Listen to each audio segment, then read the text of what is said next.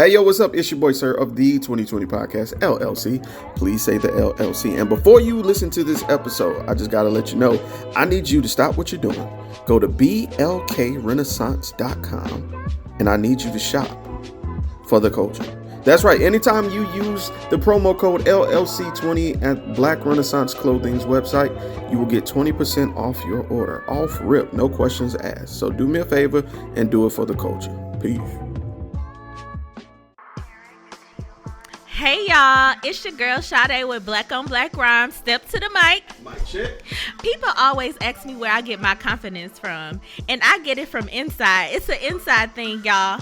And when it comes to beautiful skin, I rock with Blendia by India, where her motto is, be confident in your skin. She has a variety of naturally made soaps to keep you smelling good, hair products for long, luscious, healthy hair, and even beard products for men. You know, we got to keep those struggle beards away.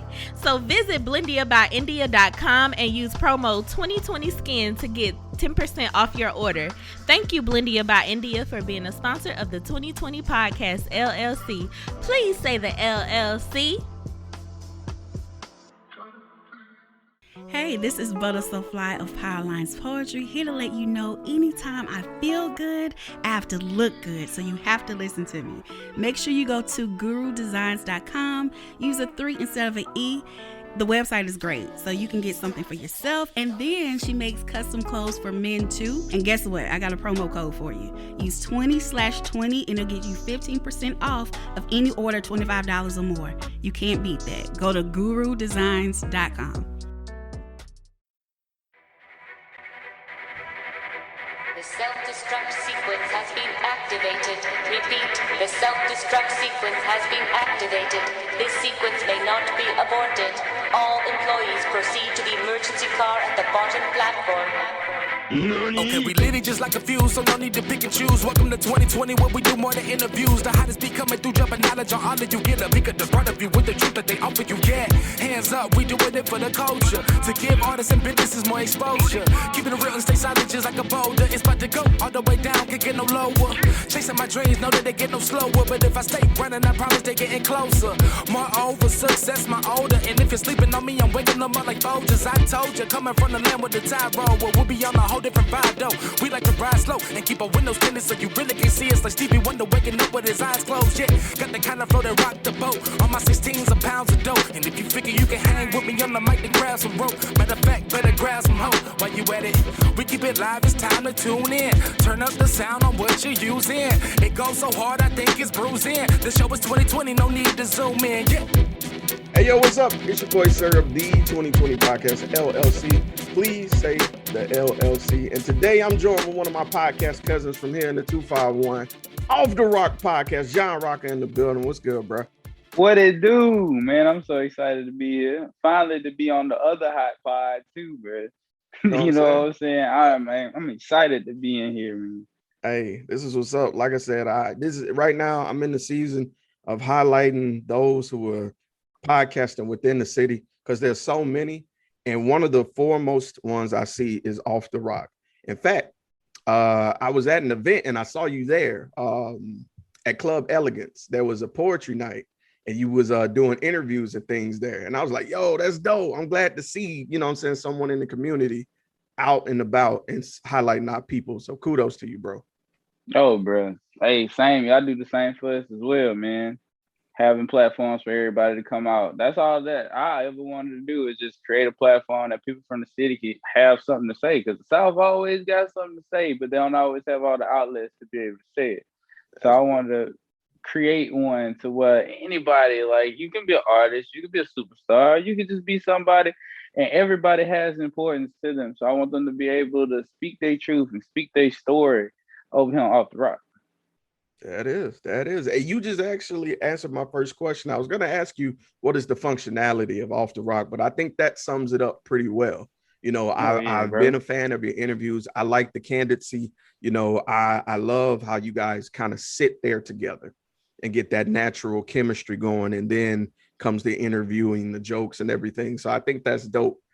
So let me ask, how long have you guys been an official podcast? For like a year and a half, man. And the story about us being a podcast is crazy.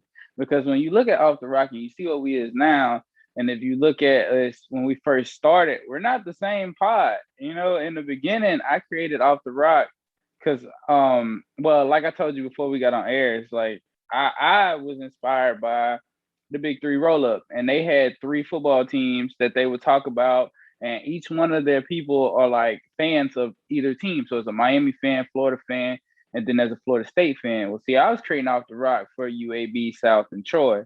And as we, you know, and I had so many big plans and so many things that was going to happen. Then the pandemic came and shut all of that down. I have created like relationships with all of the ADs and all of the coaches.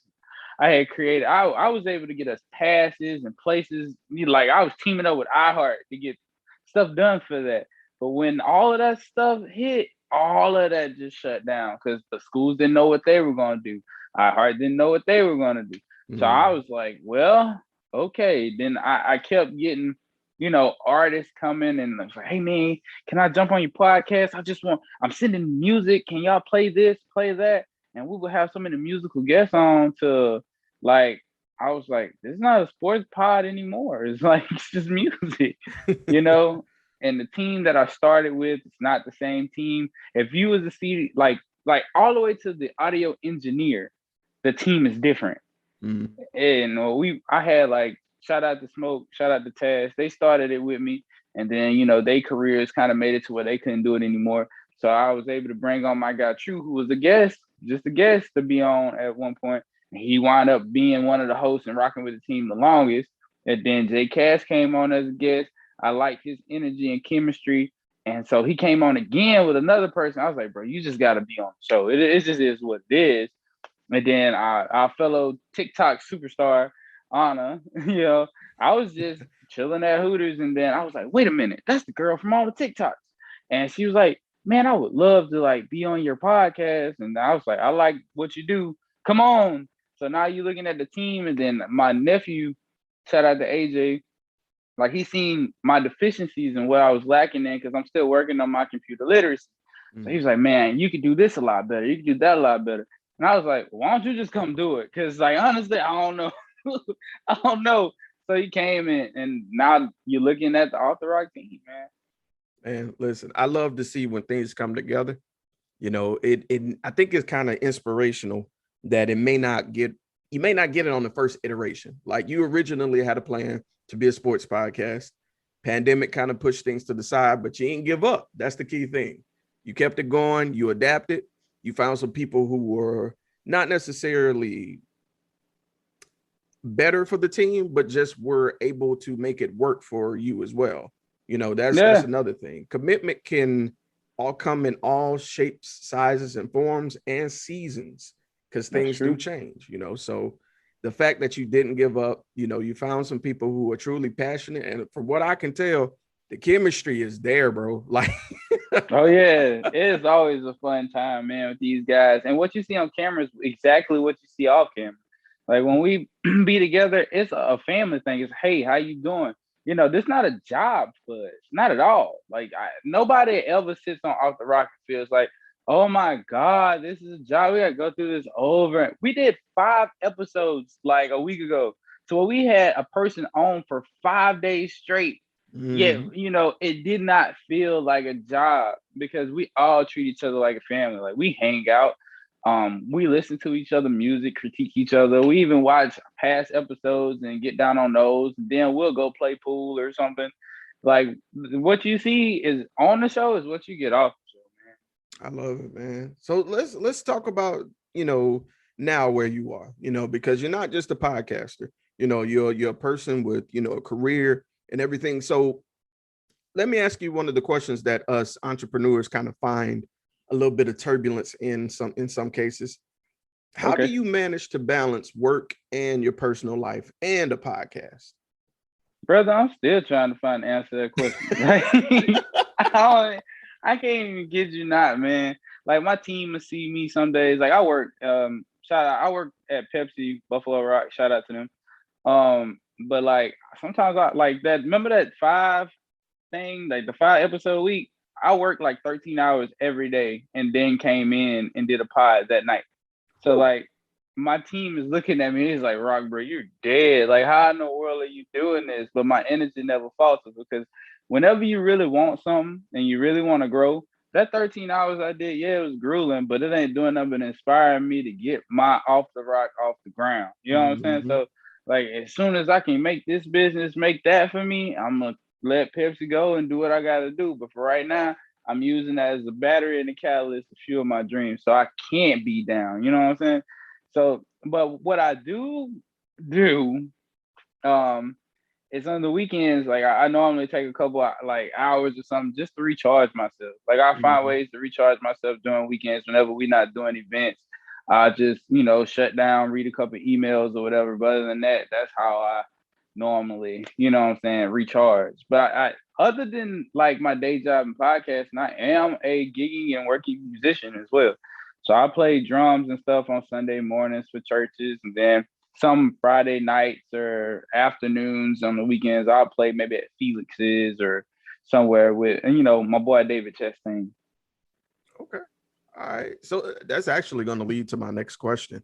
Like, over this last year and a half, and you got many different branches, whether it be through work, through the community, or just gigging. Like, has there Mhm. been one memory or one experience which kind of tied to podcasting that you would say has been your most memorable? Like, one memory that's been like your favorite that kind of solidified that, this is why I do podcasting.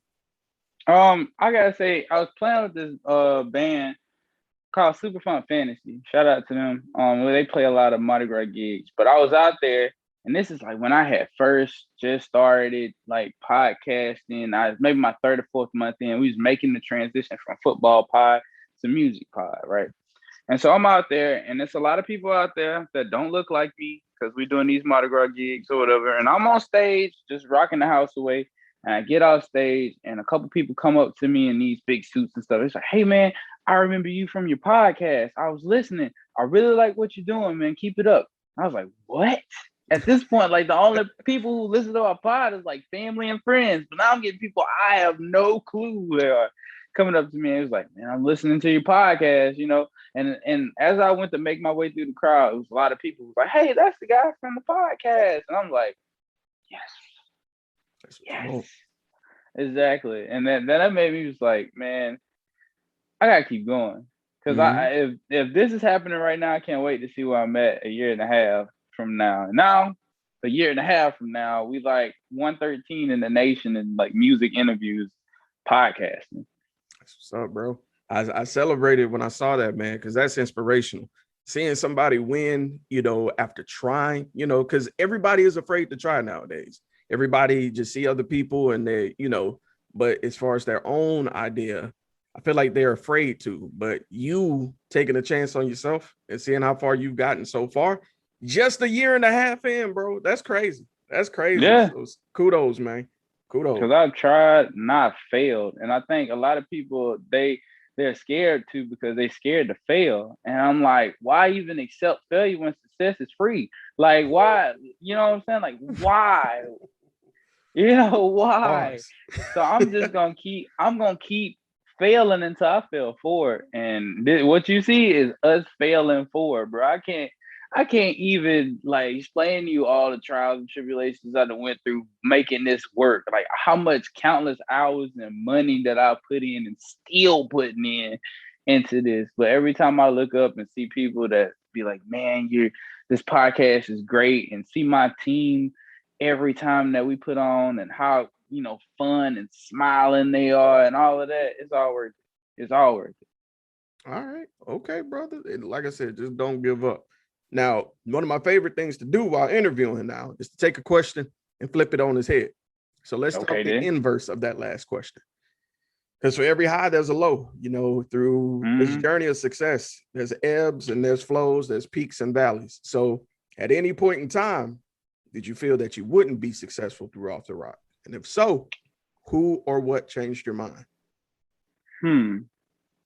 It was a point in time where I felt like I wouldn't be successful. It was a point to where I was reaching out to some artists and acts, and I wouldn't get anything back. Like, I don't want to put them out there like that, but like I reached out to one artist, you know, that a lot of people know and love.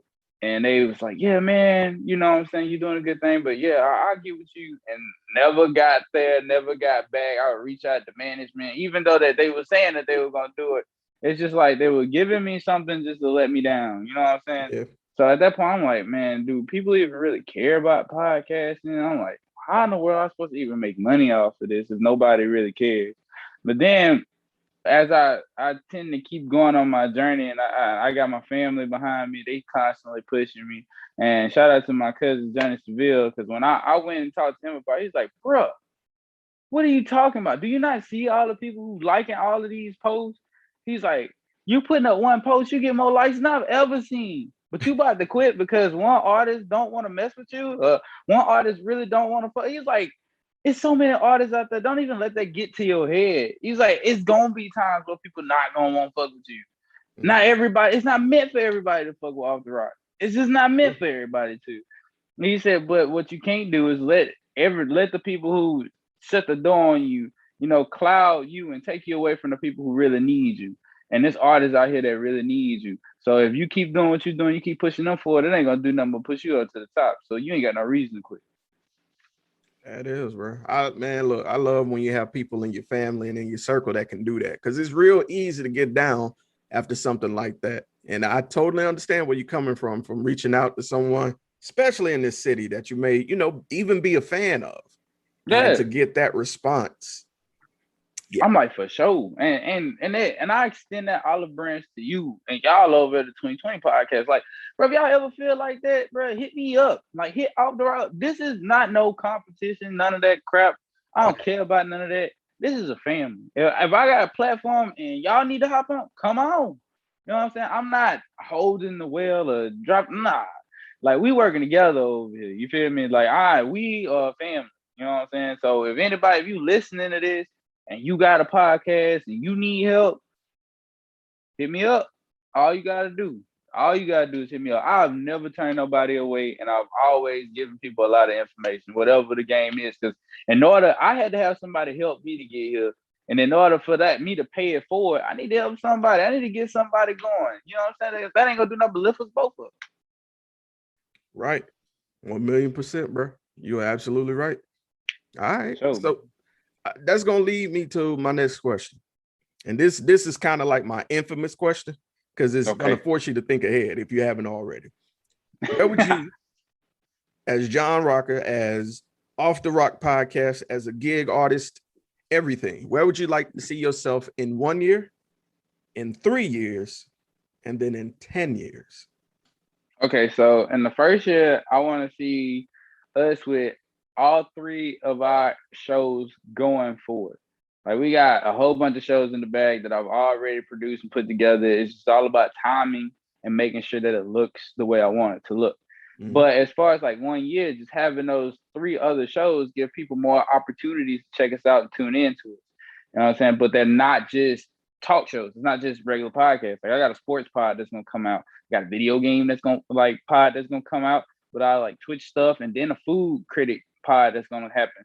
It's so much we got going, but that's why I see us in that 1 year time frame. In the 3 year time frame, I've quit my day job. My team have quit their day job. We're making money, and this is solely what we do. And I see us doing like podcasts and events of our own where people can show up and support us. We got some of the artists and most of the artists that we know and rock with, and then some new ones. Because right now we got a lot of big artists in the bag that don't nobody even know that we talk to on a daily basis. So like that 3 year, they performing on our stage. Now, like, if we can go to that 10 year, Off the Rock has a $2 million podcasting facility where people can come in, and if you need help or podcasting equipment, you don't have to even worry about that. We got all the equipment there. We got rates where you can have an engineer with or without an engineer. And also in the back of house, we have where artists can come and record and produce their tracks with or without an engineer. You know what I'm saying? So, and that's all tied to some other stuff that I got that's going to be around it. But yeah, it's $2 million for a reason though, because it's going to be soundproofing in all the walls and doors and all of that. So we can have multiple different pods and multiple things going on, and they won't interfere with each other. Man, I love that. I love that. Have your own facility, kind of your own studio, pretty much. You know, Yeah. doing everything from there. You know what I'm saying? Be Kinda the next like- Tyler Perry Studios. Exactly. But for podcasters, and we're gonna do it. Man, I'm with it. Let me know how much rent gonna be, because I'll gladly set something up. All right? I got you, brother. When we get there, I got you. Facts. So, John, this is gonna bring me to my last question. And honestly, this has been one of the most refreshing podcasts I've had with someone from my city, bro. Straight up. So I appreciate it. so let me ask you this. And this harkens back to the last point we made. The hardest thing in the world to do is take an idea and run with it. It's also the scariest. Mhm. What words of encouragement would you have for somebody who has an idea, but they're afraid to act on it? You miss 100% of the shots you don't take. Why sit there and wonder what if when you can just try? At the end of the day, man, you can sit there. Like, I would hate to sit there and be like, I wonder what would happen, and I wonder if, when I can just try and see. You never know what can happen. Always remember, your plan A might not be the one that hit, but you got to keep making different plans and keep going.